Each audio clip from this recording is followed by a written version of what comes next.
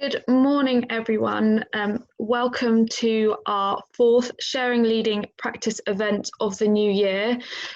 For those of you who have not attended a Sharing Leading Practice event before, they were formerly known as our Leadership Development Days, where schools with accredited areas of excellence share their best practice. Now they are currently remote, we are able to share them across the length and breadth of the country. I can see that lots of you are looking forward to thinking about something other than COVID this morning, so we're really glad that you're able to join us. We're very excited to have Mel Hoare, Assistant Head and Director of Arts with us today. Heathfield Community School is part of our Somerset Hub. Now, before I hand over to Mel, who will be talking about the importance of the performing arts curriculum and how regular exposure to the performing arts process raises self-esteem and confidence, I just wanted to go over a couple of our housekeeping rules. So thank you to those of you who have already introduced yourself in the chat function. If you haven't done so already, please do so by saying what school you are from and if there's anything you'd particularly like to get out of today's session. There will be time throughout the presentation for questions, and I believe Mel has factored in time for a Q&A session towards the end as well. Please do put any thoughts or comments in the chat for the wider group as we go along. And if you could please remain muted during the presentation as it prevents any background noise. If you do want to unmute yourself, just hover over the little microphone icon in the bottom left-hand corner. I also suggest putting your screens on speaker view, which is found in the top right-hand corner if you haven't done so already. If you haven't already, could you please also change your Zoom name to your first and last name, as it makes it a lot easier for us to record who has attended. Towards the end of the session, I will be posting a link to our feedback form, which would be great if you could please complete it. Feedback's really valuable to us and helps guide our future events. And finally, this session will be recorded, so if you do not want to feature, please let me know. I will now stop sharing my screen and hand over to Mel. So Mel, thank you so much for joining us today.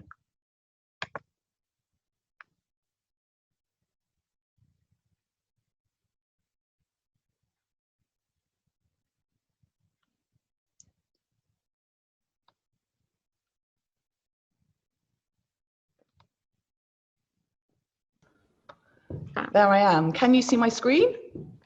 Yes, Lovely. we can. Thank you. And can you hear me okay? All right. Lovely. Okay. Thank you so much for giving your time to come to this presentation. And I'm just going to run through. Oh, it's not moving on. Just can't move on to my next slide at the moment, but we'll worry about that. I'll just talk through the agenda of today's programme, and like Rebecca said, if there is at any point anything that you kind of think, oh, I'd like to know a little bit more about that, then please just ask me. Okay, just raise your hand. I think we're there. So that's who I am. I actually started as dancer in residence here as a ex-professional dancer who was really interested in teaching, and then through the GTP I was able to train and then work my way up. So I am totally living and breathing the performing arts. Just in today's presentation, I'm just going to kind of talk, there's a short film that I have prepared for you, which is just explaining about where we are today and how we got here in terms of how Heathfield Community School really values the arts. And then a really big statement, through the arts, not for the arts. And I think that's really important, that we're not here to create the next kind of professional dancer, though we have had students go on and do that. It's about really teaching through the subject, and I think as teachers we teach through our subjects, don't we? We don't actually teach our subjects, so I'll hopefully explain that a little bit further, and then how the arts can really help that equality where, you know, all students see themselves as the same, And then just towards the end, just a bit about how we've invested in the recovery curriculum and using the arts as that vehicle. Okay, right, after a shaky start, I think I'm here now. So I'm just going to show you a video which tells you about our journey. And it's quite a long journey because it starts back in 1988. Strong connection to performing arts within the school started 33 years ago in 1988 when the school's head of drama directed Peace Child. This production was the catalyst that has led us to where we are today and how we continue to celebrate and value the performing arts. This production was an international version of the show. It was held in the Shaw Theatre, which is in London's West End. The cast was made up of 60 young people from all over the world. They came from Australia, Tasmania, from Hiroshima in Japan, Russia, America, from Northern and Southern Ireland, from East and West Germany, from Poland, France and Spain, from the tribal lands of Would you be able to turn the volume up a tiny bit? It's quite Yeah. quiet. These young people, elements and cultures so opposed to each other, So on the came TV, together in needs the to name come up. of peace to make a play about peace. The musical began with the lighting of the candles.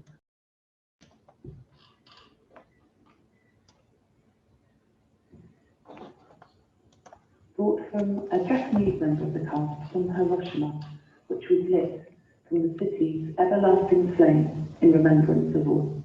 A vision for the performing arts at Heathfield was born out of that Peace Child project. And this vision was shared by a lady called Kathleen Hoare, a retired professional dancer and peace campaigner who had seen the show.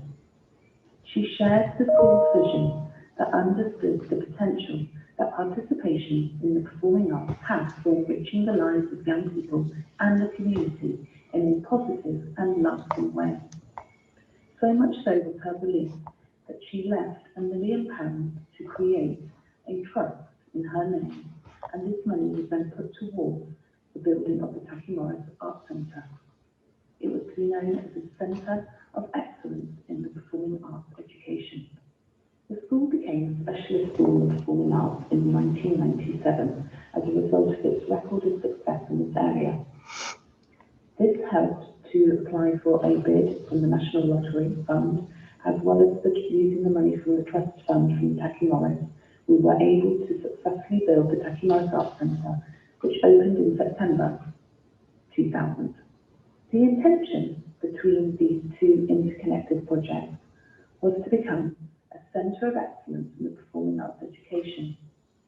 What lay beneath this mission statement was a clear and concise philosophy about the ways in which exposure to the performing arts process could influence the development of young people in a positive and meaningful way. Firstly, regular exposure to the performing arts process raises self-esteem and self-confidence. Central to this is the notion that young people with strong feelings of self-worth are more likely to achieve their full potential. The high aspirations and expectations demanded by the exact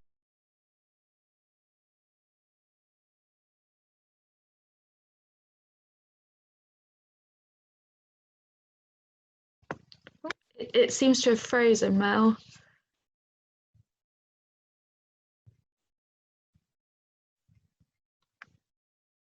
Or the sound stopped.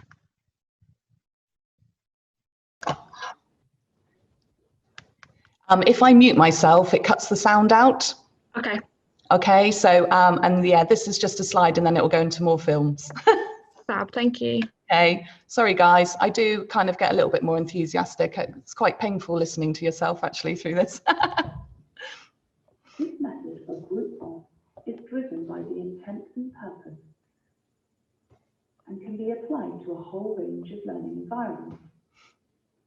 The performance model also requires students to respect each other's work, opinions, and ideas, and in this way contributes to the overall ethos of the school, where mutual respect and support is key. A school's ethos is a major factor in determining its overall success and is key to its success. A great deal of research has been done on this notion, and it is undoubtedly the case that promoting a positive ethos where students' work is a collaborative, mutually supportive and challenging environment makes a significant contribution to their successes, academically, socially and emotionally. A good example is our Dance and Drama Festival, which sees over 150 Year 11 students performing for 20 nights to parents, peers and the wider community. In all, some 4,000 people watch these performances and the sense of community is palpable. In this way, the very strong profile that the performing arts have in the school helps to develop a strong and supportive ethos across the whole school.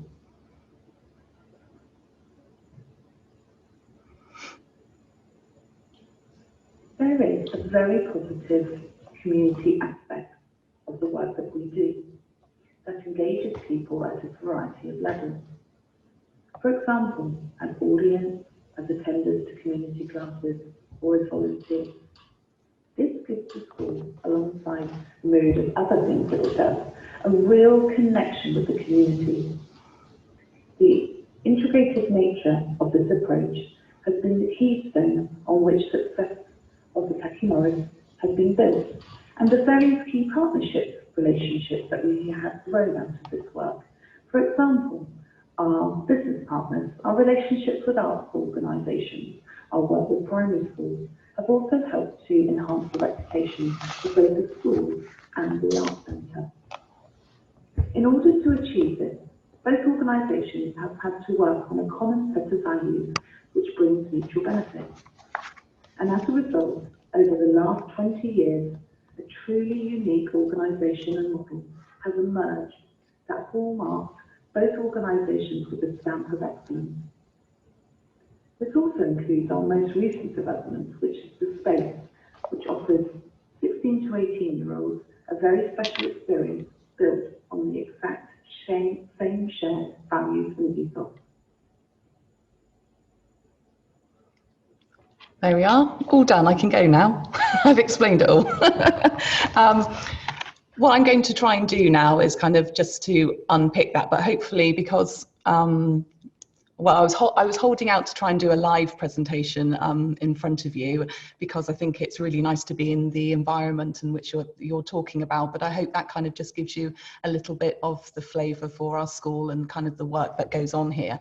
And like I said, I'll try and now kind of go into a little bit more detail, and obviously if you have any questions.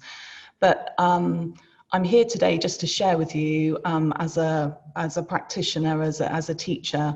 I'm certainly not an academic. I'm just somebody who is completely passionate, and I really believe in what the performing arts can do for young people.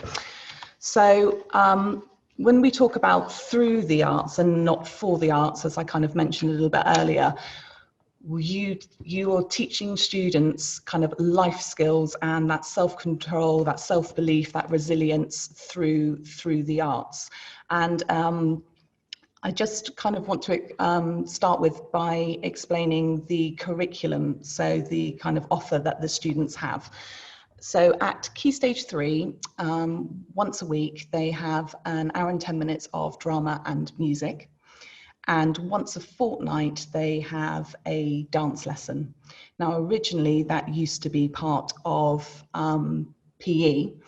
And when we had a challenge partner visit, when they kind of looked and analysed our curriculum, it kind of looked like we were more a school for kind of modern foreign languages or something like that in terms of the timetabling.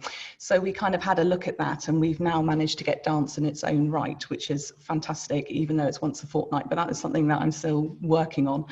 At Key Stage 4, all our students have to take a art subject. Now, this is explained when the year 6 parents and students come up and look around the school, and also again on option evening. So it's very clear. But I suppose by saying they can take an art subject, we're also saying that there's room for them to take 2 art subjects, and that is obviously not at the expense of maybe students who want to study the EBAC. So we obviously have large numbers of students who are taking drama, dance, music, performing arts, and art is also part of that at Key Stage 4. And that's not to say that we don't value the other subjects in the school or anything by saying that they have to take an art subject, but again, it's just that belief in what the arts can do for young people, which I'll go on to talk about a little bit more, which is that we truly believe that self-confidence, belief, determination and resilience is really honed. Those skills are honed in our subject, and that they can then take them into the other subjects and apply those. And the first thing that is that we really insist on is group work, and this idea that everybody is equal. And when our year 7s arrive, they come to their dance or their drama or their music lesson, and by half term they will have worked with everybody within that group, within their class. So it's teaching them ways to communicate and problem solve. And, you know, well, I don't like so-and-so. We kind of nail that and really enforce that right back in the beginning of year 7. And then as they move up through the school, and especially when they get to options and they might be in a class with students from a different half, they are used to being able to kind of work and problem solve through any of those issues. We also kind of try and really insist on not squashing people with lots of kind of confidence or anything like that, but loud characters at the beginning who could kind of dictate a form's kind of way that they're going to transfer through, you know, transform through school. So it's really important that everybody is made to feel that they are equal and that they can trust. And so we do that through a variety of games and obviously like working through those different activities. The live aspect of the lesson, in terms of there's always some kind of performance. So our students at the end of every session will know that they will have to stand up and show something. And again, I think knowing, and we do insist on that. And obviously there are lots of problems with that in terms of students who are shy or really feel that they can't, or they've gone through primary school and they've been told that they don't have to do something if they don't want to. And obviously we're very sensitive and we build that up in obviously little steps with them. But the expectation is that you will perform and you will show your work. Now that's very different from a subject where you're sat at a table and you've kind of got your own work and the teacher might come over and have a look at that. That's quite private.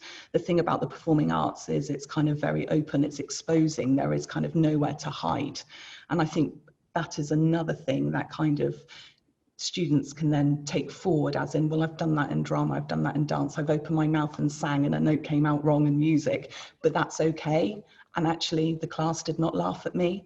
So the arts here at Heathfield is very much about it's people, it's life skills, it's about caring for one another, it's about looking out for one another, it's not about judging. And that, like I said, that live element at the end of the lesson, you can't just sit there and say, well, I don't like so-and-so and I can't get on with so, or I'm not quite sure what I need to do there. They have to find a way through it. They have to find that. And they often find that independently. You might just pop around and see how they're doing, but they sort that out. And again, that's great for self-esteem that they work through it. The other aspect of the performing arts and what's really great about it is that immediate feedback. And I don't think we should underestimate that, because that's quite hard when you're in a sort of traditional class setting again with work. And I know there are really excellent methods now that people use, but that very fact that you can stop a class and say, give feedback, and then they act on that feedback, and then you can give within a minute, say, that is much better, is really, really good, again, for self-esteem. I've talked about trust, and I think when you've got trust, you've obviously then within the group giving peer feedback, that's really important. And we just use the simple what went well and even better if. And I think for students to be able to hear that from their peers and know that it's constructive criticism or ways of improving work is also another thing that really helps to build resilience, and not be offended by that. And that does take a long time to kind of build up, and we do, I use the word train, we do train our students in terms of how to be really good audience members, because it's also really important that they're able to then take that skill into a lesson if someone's doing a presentation or if another student is feeding back on their work, that they understand about how to be really good active listeners, but also about how to construct that feedback. And like I say, not to take offense on it. Once you've kind of established that, and it can take sort of a long time to insist on that, so for instance, everybody has to face forward when the group is performing. Everyone must clap at the end. That's not because you're saying it's really fantastic, but you're appreciating that that group stood up and they did a piece of work in front of you. And that making sure that everybody in the class uses their voice to feedback at some point in that lesson. Once you've kind of really established that trust, you can then actually use those students to do some peer coaching and feedback. So I've just got a short clip of some year 11 students. They are working towards a musical, and what I did with that particular class is that we would perform a number, we'd sit down, and then they would actually give their company feedback to them, and then some of them would then step forward and then they would work on solving that problem. So if we just have a look.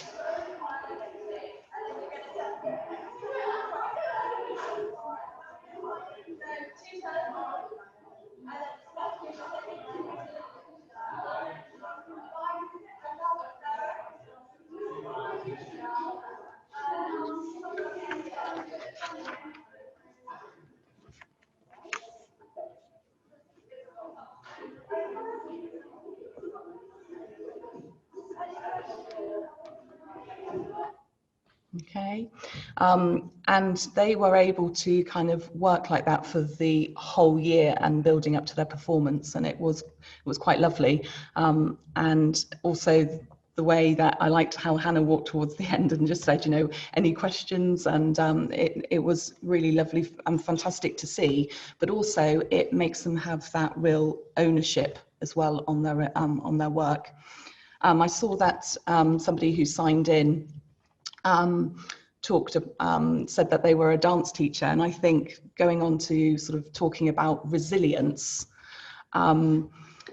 within the arts, you kind of, by the very nature of the subject, you will give them some feedback, they'll go away and work on it, and you'll say, yeah, no, that's really great, but now your focus is wrong. Can you work on your focus? And they'll go away and work on that, and then you'll come back and say, okay, but now your direction's wrong. We've got your head sorted out, but now you're ending up in the wrong direction.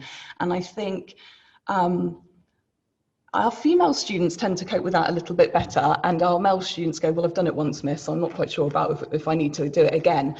But by kind of, I know I'm going to use this word training, it sounds like I'm quite rigid, I'm not at all, but by kind of really giving them that experience of, no, you will go back and do it again, helps to build that resilience that they then apply in their other subjects. And you need to go back and do that maths equation wrong, you haven't got your working out right, I want you to go back and do that again. They kind of know that worth, they've kind of had that input, they have that discipline, and yeah, they do struggle to start with, but I think you have to be insistent. And I think the other thing is that you have to make it really clear why we are, I think, yeah, a big thing is we do really talk about why do we teach the performing arts. We kind of constantly question our students, why are we asking you to do this today? And I know that's part of really good teaching, but why do we teach the arts on the in the school?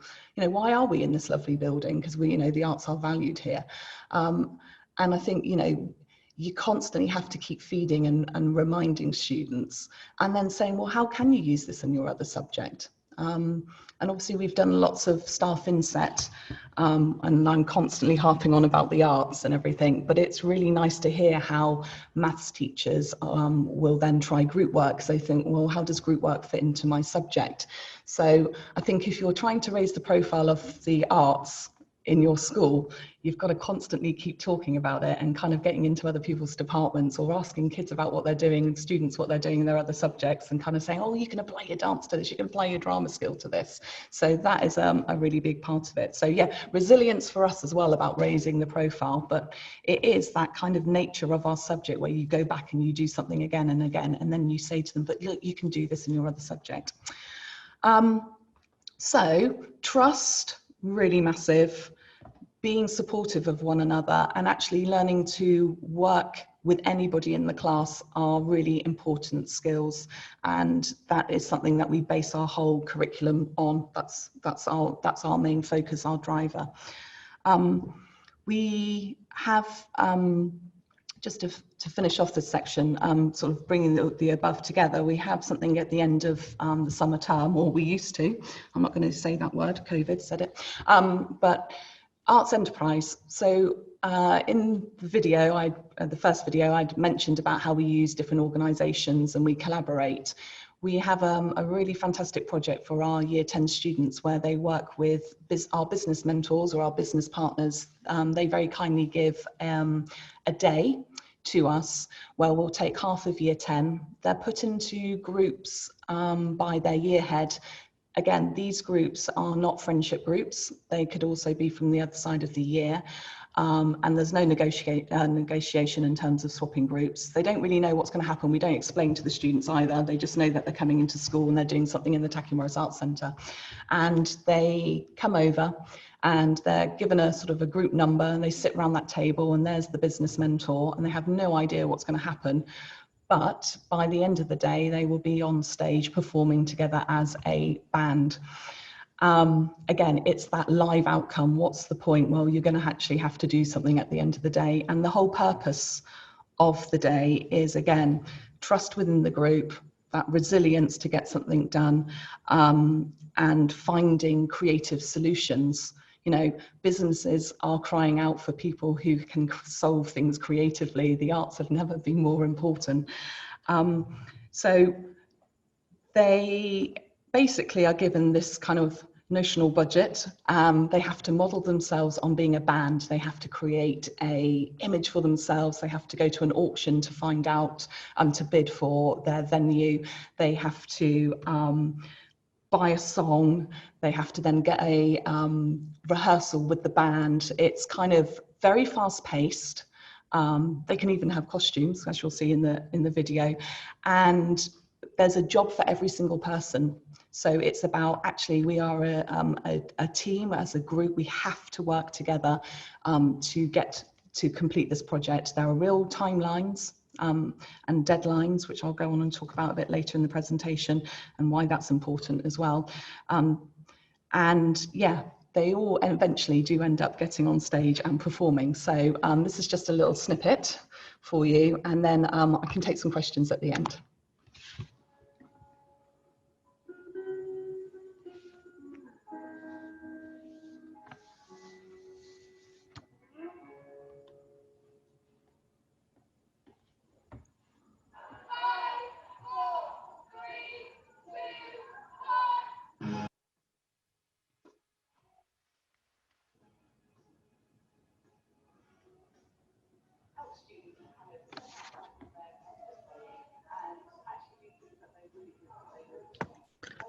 Sorry, Mel, it seems like the sound's gone really quiet suddenly. Yeah, I'll just pause it and we'll try and turn it up on our system.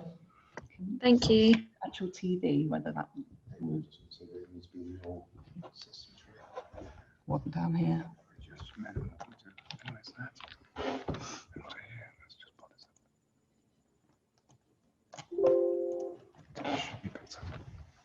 Right, block your ears, everybody. It might be really loud. Oh.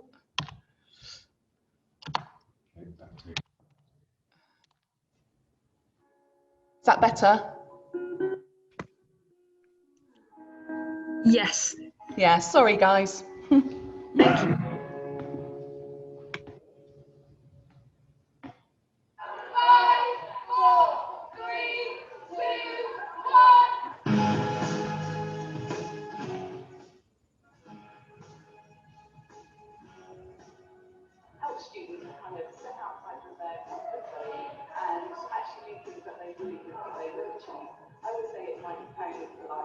very soon our students are going to be leaving school and that's going to college or maybe to the workplace, and they're going to be asked to do different things or work with different people.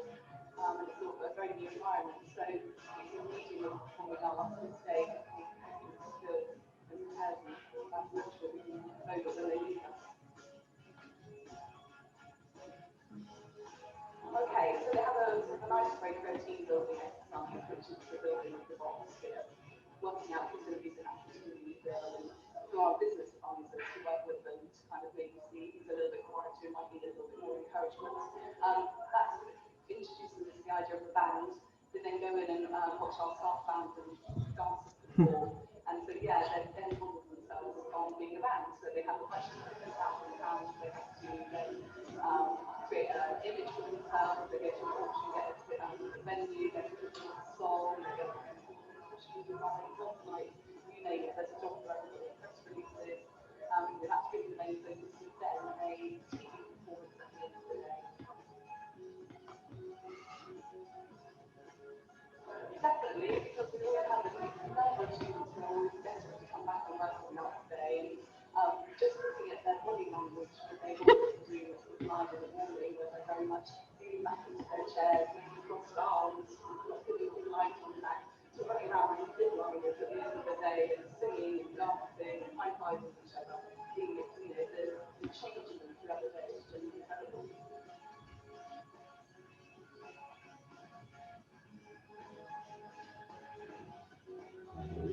Yeah. Oh, there's Marjorie.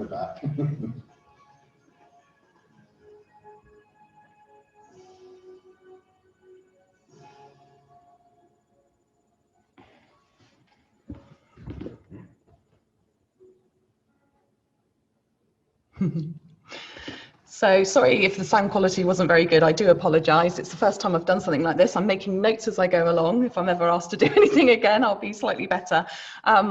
But just before I take questions, I think I'm a bit everywhere. I've got to calm down. But one of the things in terms of our drama festival, which I think is important to talk about. So like I said at the beginning, all our students have to take an art subject at Key Stage 4. Sometimes that can mean that we have 5 groups for drama, 2 groups for dance and 2 groups for music. They all do a full-length production. In terms of drama, we are quite, again, I said I'm not rigid or strict, I'm coming across like that, but we don't use a prompt. Those students are kind of like, well, if you forget a line, how are you going to work it out? We're not going to kind of, there won't be anyone backstage with you to do that. You've got to find a way, or someone else in terms of teamwork, group work, trust in the group. Someone will help you and someone will save you. And I remember a few years ago, I was working backstage as a member of staff on To Kill a Mockingbird. And in the first court scene in Act 1, the judge kind of jumped to the summing up of Act 2, which would have mean that the play would have finished kind of like, you know, at the end of Act 1. They jumped 35 pages. I was backstage in the script trying to find out where they were. They didn't panic, those students. This is live in front of an audience. They kind of realized that something was wrong, that was the wrong line. No one came out of character.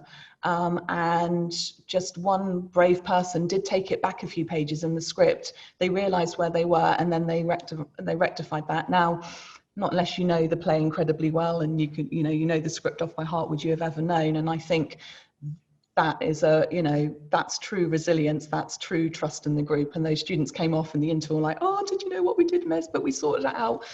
So I think, that is a really good piece of evidence that it does work. But I have talked for far too long at this particular moment in time. Do you have any questions for me? Please say you have some questions, or just talk, share your experience. Hi, I'm Bryony. Hiya. Sorry, I joined a bit late earlier because I had a lesson. The arts enterprise thing is amazing. I absolutely love that. I think that's fantastic. Did you say that's the whole of Year 10 who do that? Yes, yeah, they do that over 2 days. And sorry, something I meant to say at the beginning, just with nerves, forgot. I'm a real believer in sharing. So if there's anything that anyone sees today, I will willingly either have a conversation with you afterwards or via email. You can have all my resources.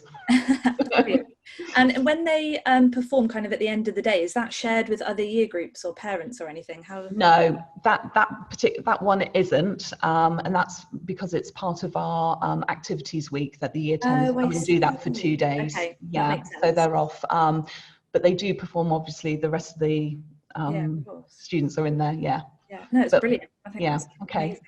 Yeah.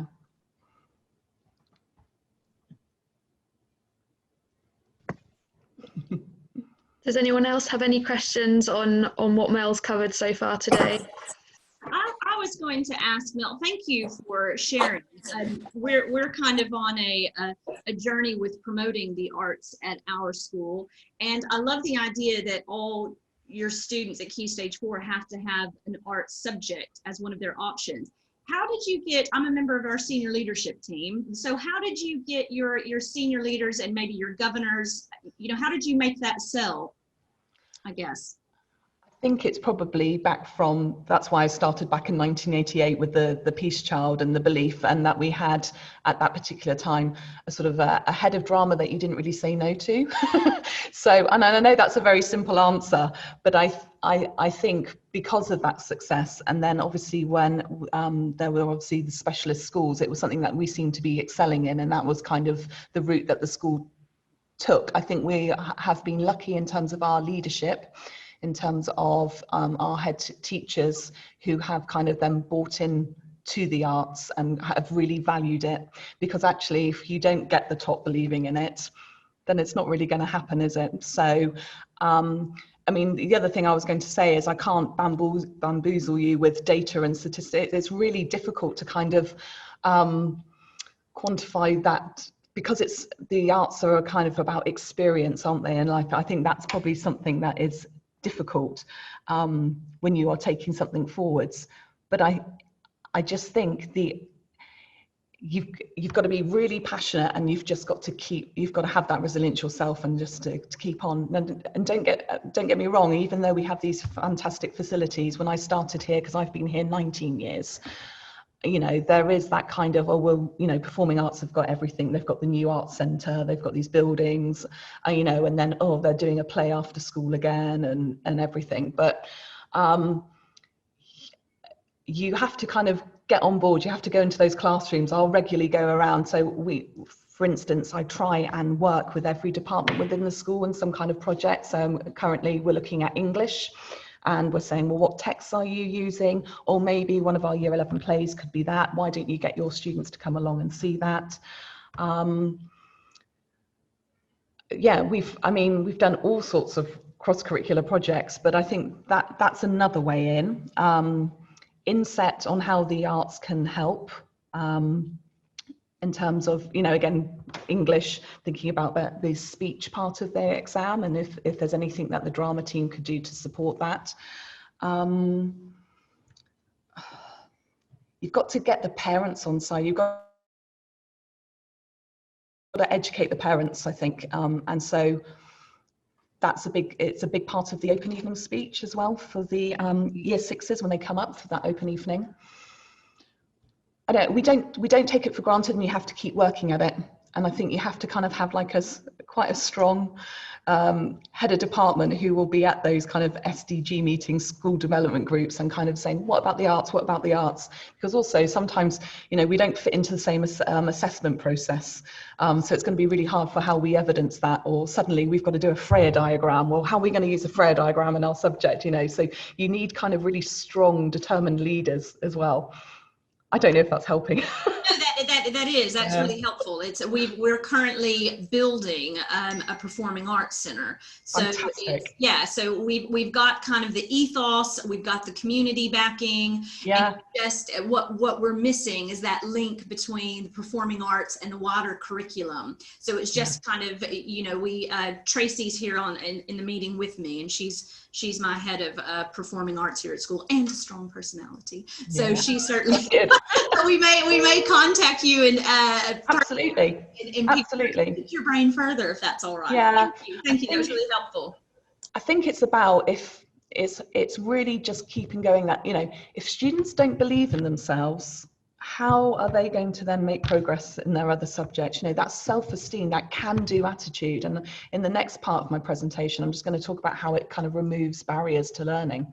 So maybe that will give you a little bit more. But yes, I am passionate about sharing what we do here and helping. And if there's anything, I'm happy to share resources or anything. And also always very up for listening for new ideas. But I think it's something that we constantly work at, is what I would say.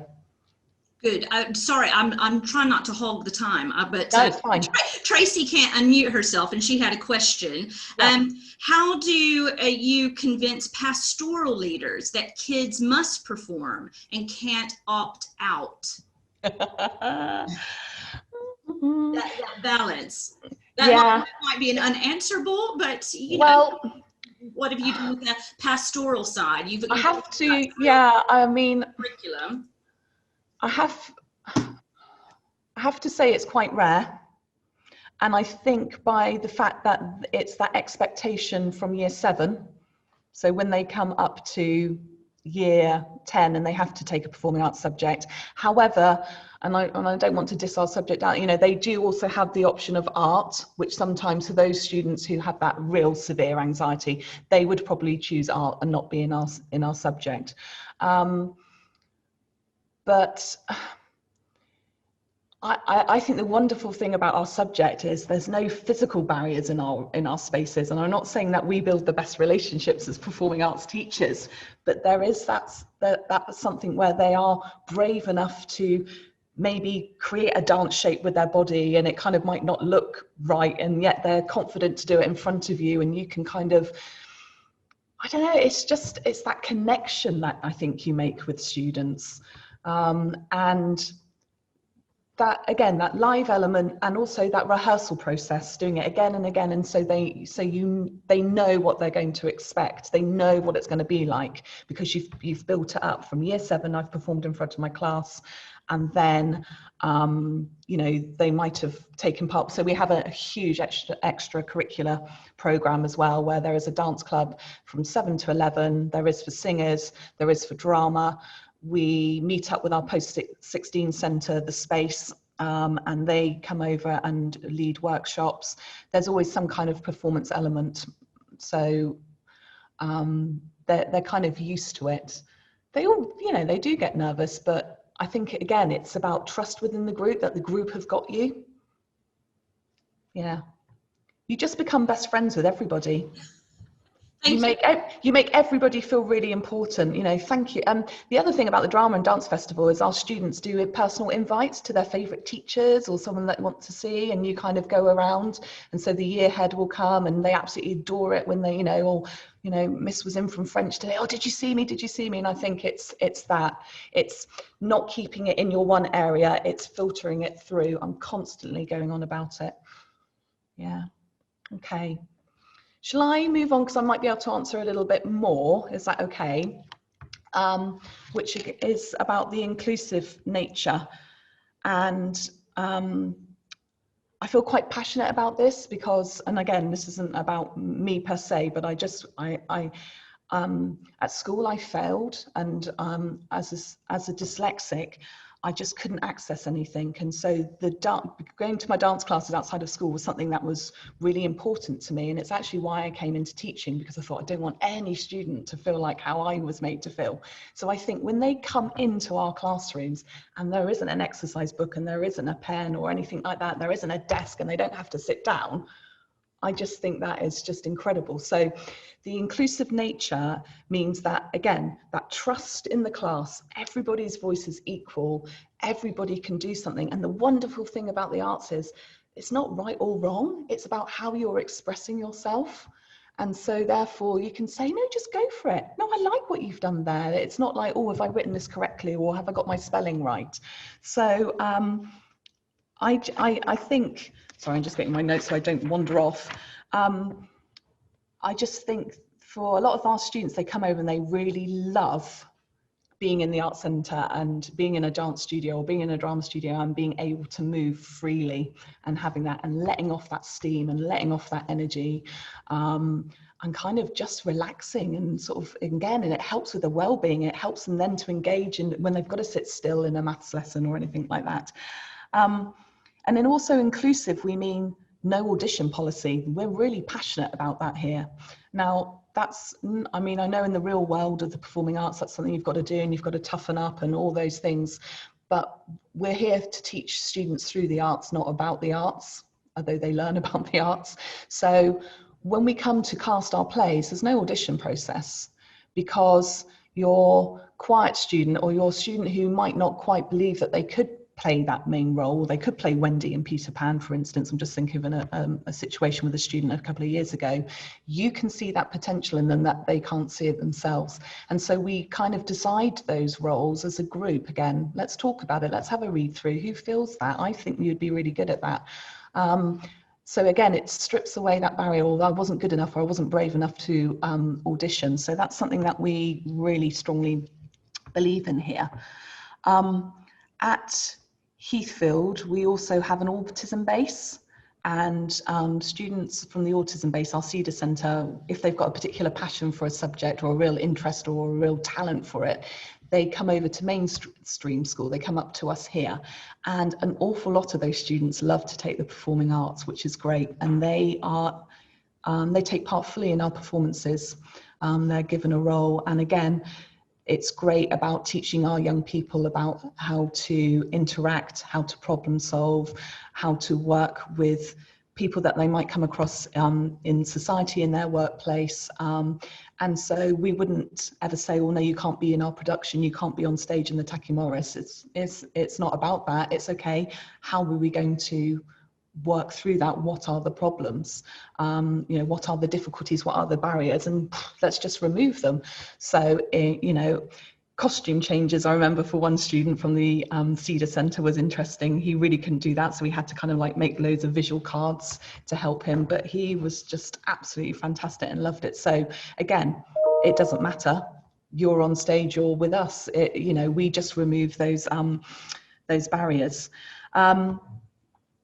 Going back to kind of SEN, I was kind of reading an article, and I'll kind of put these in some notes at the end, and it was from the New York Times, and it was about the arts education and how arts education kind of helped to make other subjects stick. And I think that's again to do with that resilience and knowing you can do it. And I know, I'm sorry if I keep repeating the same words, but they are the buzzwords. They are the words that you need to use. It's about trust, group work, listening, being equal, and resilience. But that kind of idea that for maybe a dyslexic student who's got a great idea, goes to write it down, they can't hold that sentence, and yet can just say in a group, oh, duh. That is just amazing. It just, again, it strips away any of those barriers. Also things like learning through movement. How can you apply that in your other subjects? We kind of talk to students about how they can use the skills that we've taught them in drama or in dance, and how they can apply that. So, learning some really droll facts for a subject, because all the exams have become, you must perform on the day, which is another good point about the performing arts, about rehearsal and resilience and practice, and then you can perform. I say to some of my students before they go in for their GCSEs, it's just like a performance. You've done that. You've did 3 nights in the Taki Morris. You've got this. You know what it's like. So again, going back to, I meant to write your name down. I'm really sorry. The lady who was talking to you, I think it was Beth. It was Beth. Yeah, sorry, Beth. Going back to about, talk about how the arts are a training for their GCSEs. From what you're doing in the theatre, you're training, you're practicing, and how you can then kind of put it into practice when you go in. You've done it. You've been in the theatre. You've done your show. So that's a really good point. In terms of subgroups, and I didn't know if that was the right name, but I stuck with it. We're having a real problem at Heathfield with laddish behaviour, and we have a lot of boys who want to take drama. And a couple of years ago, we were really struggling. We thought the only play we can do with them is Our Day Out, because they can just be themselves, which kind of wasn't really the right idea, and not a challenging, but that's what we were going to do. And I think in terms of being inclusive and subgroups, lots of boys take dance at Heathfield, and lots of those students are on sports teams and rugby teams in particular. And that's again through working with different departments and kind of saying, do you know that, you know, we've got this skill over here that we could really help you with. So we have an awful lot of male students who take dance because they know of the benefits and what that's going to do for them. And we've had several ex-students who actually have gone on to be really successful and have professional careers in rugby. But I remember Will, he now plays for Bath Rugby, and he looked about 35 when he was in year 10, but this huge chap, and he knew that that's where he wanted to go, and he knew that dance could help him there because it helped him be light on his feet, it helped him with footwork. But I remember at the end of a performance, he said to me, you know, he said, I love my rugby, miss. He said, but I love performing as well. I thought, yes. But it's how you can use those, you know, those particular subgroups. So for instance, lads, and actually getting them to, it's the buy-in, I suppose. It's the buy-in of, this is going to be a live outcome. So do you know what? I have to learn my lines. Because the other thing is we get them to come off script really early. And like I said, we don't have a prompt. And so therefore, if they are not buying into the performance, they're letting the whole group down. And yet actually, in a month's time, you're going to be on stage in front of a live audience, and we're not going to help you. Again, do I sound really nasty? I don't mean it like that at all. We're not like that. But I suppose what I'm trying to say is, again, the more real you can make the experience, the more the students can then buy into it, and they can understand that and why they're doing it. So yeah, lots of male dancers. We don't have an issue if you are a guy and you want to dance here at Heathfield. And I suppose it's because the arts have been established for a long time and everybody's expected to do it. But there aren't issues around that and why they're doing it. And I suppose it's because they know it's through what they're doing that can help them. One thing that we are noticing, and I've noticed over the time since I've been teaching here, is that particularly in year 9, that girls become quite conscious of themselves and their self-image. And I know that's all to do with lots of things, social media, etc. So, and we noticed that our numbers of girls started to drop who were opting for drama, and then we would end up with these really boy-heavy groups. So what we did is we kind of invested in those some of those girls and got them to work with our post-16 students, and sort of did enhancement or enrichment projects with them, and kind of actually did look at self-image in a sensitive way with them. But that's just something that we've kind of noticed and that we're still working on, and if anyone's got any ideas, I'd love to hear those at the end. Sorry if I keep going. Another group of students that we work with in terms of being inclusive or sort of subgroups is our Prince's Trust. Our Prince's Trust group won a national award last year for their work with the local community. In year 10, they work with one of our drama teachers, and they work on a theatre and education project. So these students certainly do not get on with each other when they first start with us in year 10. There's lots of kind of, because they're strong personalities, they kind of sometimes don't enjoy school, maybe they have poor attendance, they might struggle academically, but at the end of year 10, they will perform to over 300 year 6 students who are invited up for a theatre and education project. And we tell them about how important they are, and actually they've got a really important job, which is those year 6 students coming up might be really anxious, they might be really nervous. And so they kind of talk about what their fears were when they came up, and then they work together, they become a theatre company. They get their own t-shirt with their character's name written on the back and Tacky Morris Theatre Company written on the front. Again, they belong, that sense of belonging, they're part of something, their voice is important. And they are quite incredible, because not only do they perform a piece of drama for 20 minutes looking at a particular theme, It could be that if I come up to school, I might be forced to smoke, or if I come up to school, I'll be bullied in the toilets, all those sorts of things. They address through drama. They are then brave enough to be hot seated. So that means they sit on a chair in front of the primary school children. They sit there as their character that they've just played, and they accept questions from primary school children. These are not pre-prepared questions. This is anything that the primary school children want to answer. Not only are they having to understand the question, but they're then also having to understand how that question applies to their character, and they have to answer as their character. Now, I think most people would find that quite tricky, let alone this particular group of students. After they've done their hot seating, and again, this is in front of teachers as well, they're the primary school teachers, they then take a group that they're responsible for and they do a little quiz around the Arts Centre. So I've just got a little clip to show you.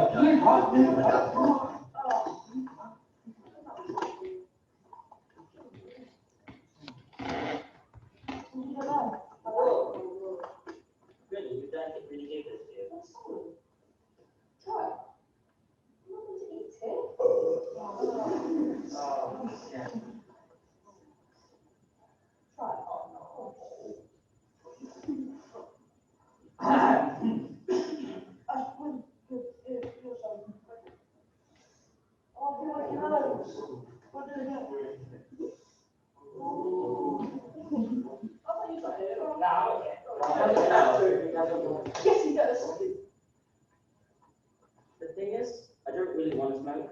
My granddad got really sick from smoking, and I promised him I would never smoke. I hope the sound was okay. Now that would have been a group of students who in September would have found it very hard to be in the same room and kind of to collaborate and work with each other. So again, I'm sorry if I keep repeating myself, but it's that live outcome. It's about trust within the group, and it's about the self-belief that they can do it. And it was absolutely fantastic. Did you like the performance? Yeah, it was really good. I think the year sixes liked it as well. I liked it because I'm kind of stage fright, but I'm not over stage fright, so I liked it a lot. Yeah, okay. And do you think that the performance that you delivered gave a message to the year sixes? Yeah, definitely. Yeah? I think they won't be scared anymore to like they won't have nightmares or anything about anything, so I think we've definitely sent a message out to them. Ah, lovely. That's very nice, Anthony. So what did you enjoy most about those performances? Well, I enjoyed like having fish and chips and talking with friends. I enjoyed watching movies and chill out. When we finished the play, relaxation, like really done it. There were a couple moments where I was a bit nervous. I forgot my lines, but then I remembered it. And the performance itself was really good. We got a few bits muddled up, but it didn't matter because we still ended up doing that scene which we got muddled up. And you still delivered the message to the year sixes, didn't you? Yeah. Amazing. Thank you very much. So he enjoyed his fish and chips, which is really important. We kind of treat them as a theatre company, so obviously we need to feed them in between their performances. But as you can tell, he was really proud. And actually, yeah, I made a mistake. It wasn't an issue to him that he'd made a mistake or that he'd forgotten his line. It wasn't like, oh, I forgot my line, it's the end of the world, what am I going to do? He went, yeah, got a bit muddled up, but we got through it.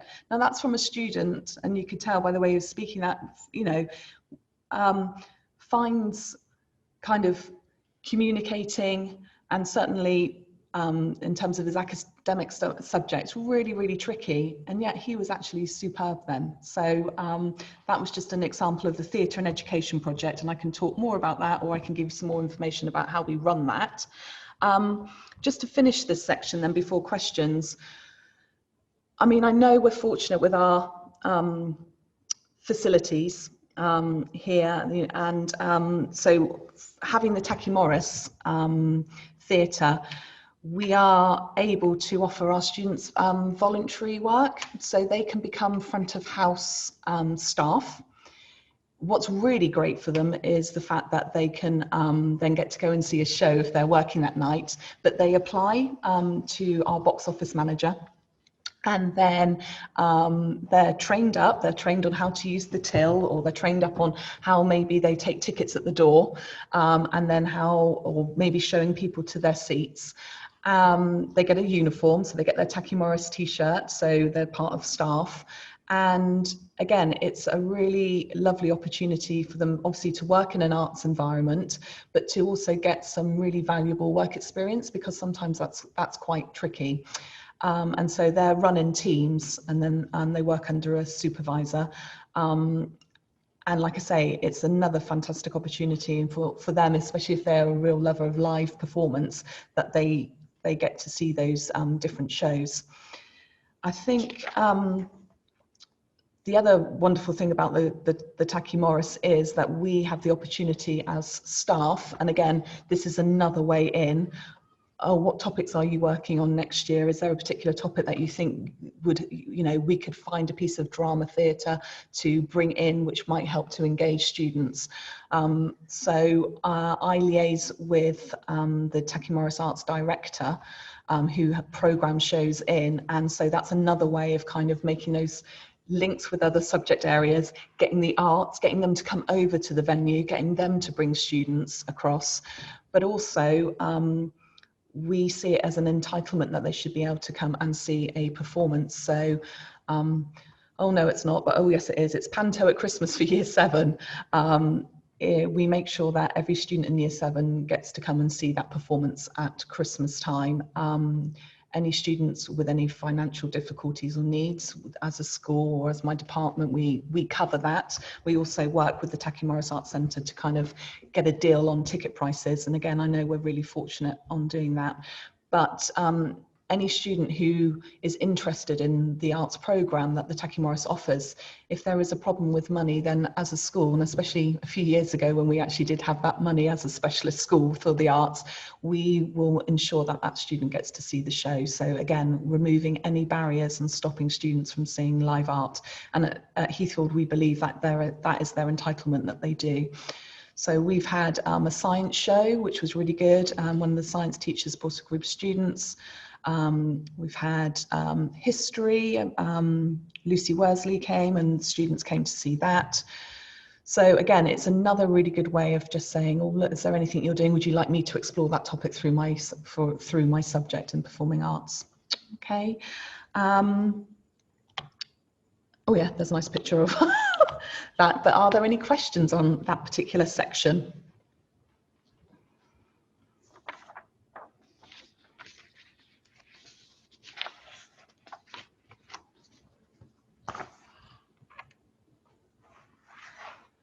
I'm giving you thinking time.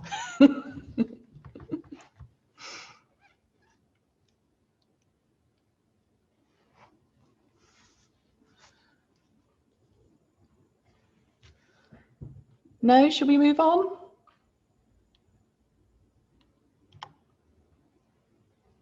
Okay, so just the final bit that I'm going to talk about today is this word, or this phrase, the recovery curriculum.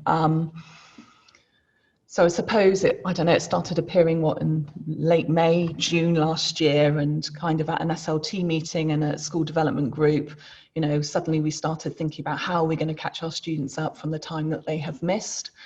And although and we were talking about this catch-up money that was going to be given and everything like that, and how we were going to do it, but I kind of, when I was in those meetings, I was kind of thinking, oh, we're missing the point here. What about our young people? They have not been in school. They've lost all their kind of trust, their not lost their social skills, but lost that kind of social connection with people. They might be nervous returning to school. How are we expecting them to have this intense catch up if they're feeling really uncomfortable in themselves? And I thought, do you know what? That's something that the arts can really look at. So I went to my team and we kind of talked about it, and we just said, look, for the first term, let's just take a hit on what we normally do in terms of our curriculum, and let's just focus on well-being. And if we really believe that our subject can promote self-esteem and it can promote trust and everything like that, let's really focus on that, but let's focus that in a really kind of intense and obvious way, and not in a subtle way. So we kind of all went away and did some kind of research on it, and how were we going to kind of actually make this work in curriculum time, and would we be able to teach practical drama and everything like that. And I read a really interesting article by a gentleman called Barry Carpenter, who is a professor at Oxford Brookes University, and he works as a mental health and education. He's a professor in mental health education, and kind of what he was talking about kind of rang true to me, which is about we've got to address our students' well-being before they can access their curriculum again. So we kind of came up with using the NHS kind of description of what well-being meant, and then thinking about activities that we could do with our students to address that, so that when they came back for an hour a week, whether it be in drama or in music, and once a fortnight with dance, that we would be discussing that particular key word, and giving our students just that opportunity to kind of give us a little, you know, the little nod that, you know, this is how I'm feeling. So to start with, when we came back in September, we were kind of teaching practical drama, and they were still moving around the room, although we kind of had our area to keep us kind of safe in. They did become that class bubble. And we did activities where we would ask a series of questions quite quickly and ask them to move to a particular part of the room. And that would be either, I never feel like that, I rarely feel like that, or most of the time, or always. And they would just start off with quite simple questions, and then we would kind of structure some more challenging ones, and we would kind of insist in the way that they did it in terms of being silent, not rushing and walking to those spaces. But we did it quite quickly, so they didn't have too much time to kind of think about it, or for other people to go, that person's gone and stood in that corner and said that they feel sad all the time. And what we were able to then do as teachers is either to just make a quick note or just a visual observation of who that person was, and then at any point in the lesson we would then obviously be able to kind of just go in and kind of catch up with them and see how they were. And that actually was really good, because it's very difficult to get a student to kind of just to open up like that. So by doing lots of different drama activities like that, we could kind of get a real sense of where the class were, how well they were feeling within themselves, and also just if there was anything in terms of pastorally that we needed to pass on to year heads. And actually quite a lot did come out from doing those activities that we were then able to share.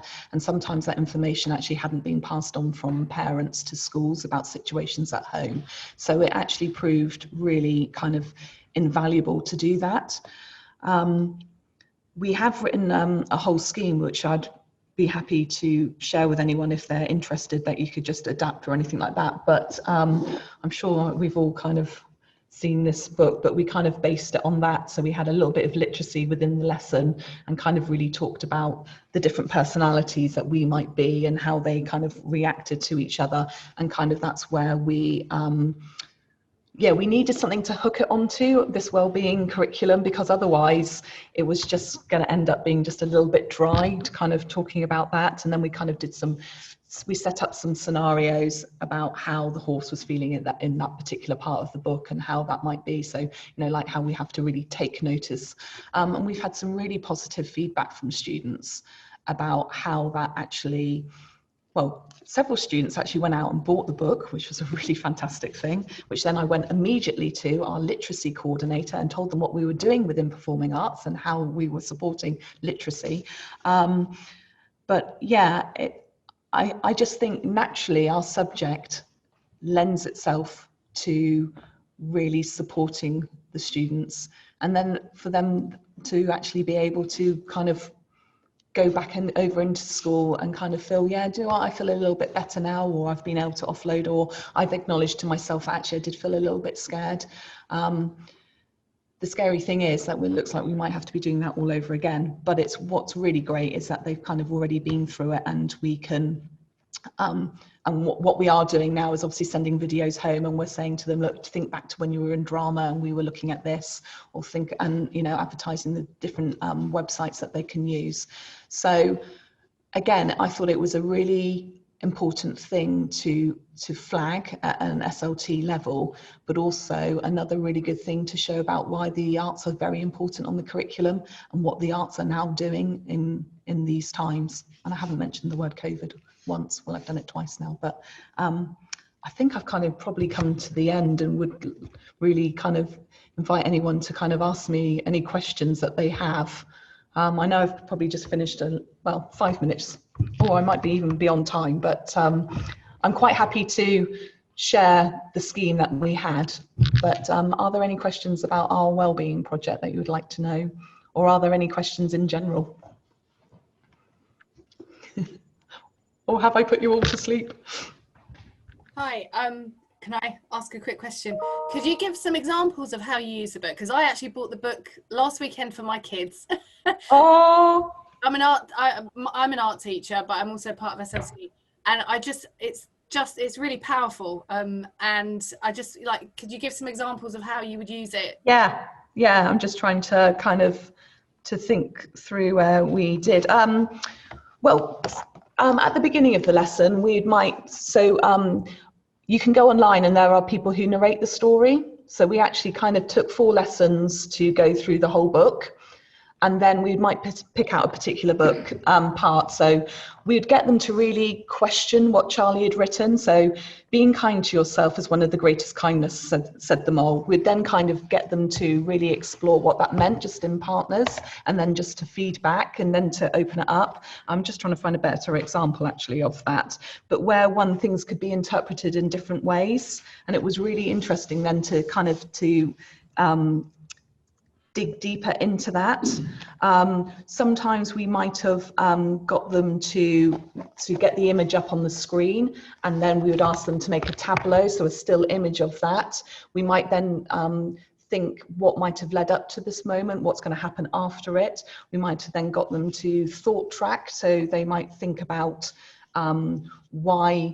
why do you think the boy is sat in that body shape? Because also we're also talking about noticing people's body language and how we can support people. So if we see somebody kind of, curled up or head down, what might this mean? So we were also getting them to really kind of use all their different senses to help analyze and to understand why someone might be looking that way, or talking that way, or feeling that way, or being in that particular position. So yeah, picking statements from the book, and then getting them to really think about what that might mean, and were there 2 parts of it. I still can't find that one, which is really annoying. I'll probably come to it when I've switched off. Did the visual arts have any sort of part in this? So did the art department do anything, or?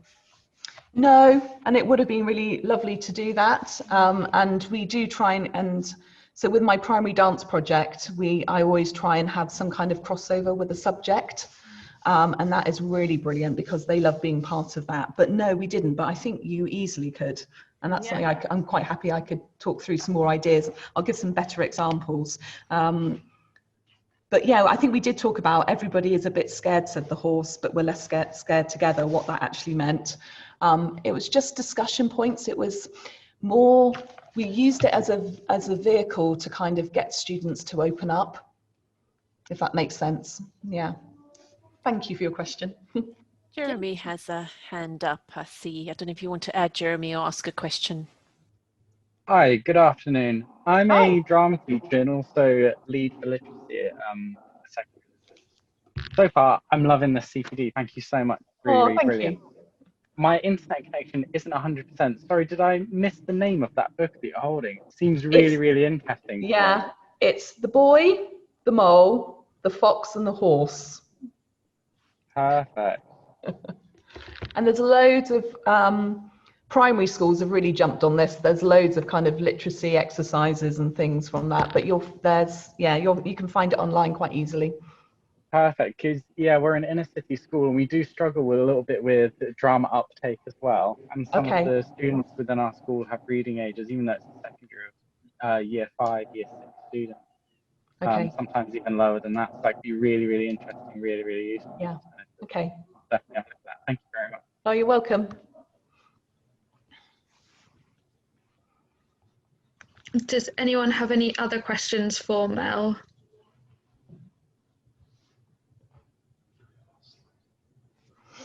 I'm going to take that silence as a no, but thank you so much, Mel. That was amazing. That was lovely to sit in and listen to. And I'm sure I speak on behalf of everyone here that they've all found it super helpful.